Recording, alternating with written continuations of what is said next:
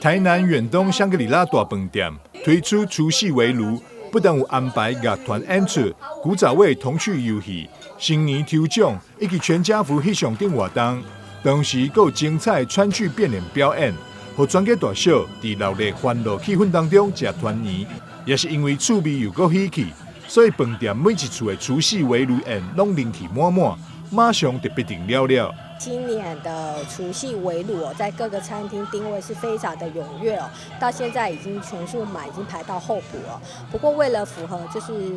过年期间大家都要出来团聚啊、吃饭呐，然后也让家庭主妇可以休息一下，我们在我们的宴会厅哦，除了就是有大的场次的一个宴会空间，除此之外，我们还把所有的包厢全部加开。那现在的数量没有很多，大家赶快把握机会哦。除了团圆宴，饭店也有推出年菜外带专案，提供消费者来选择。也有一些家庭喜欢在家里用餐，那我们也有醉月楼的年菜外带，那八道式的年菜外带，那也可以让大家带回家轻松的享用。那年菜外带是以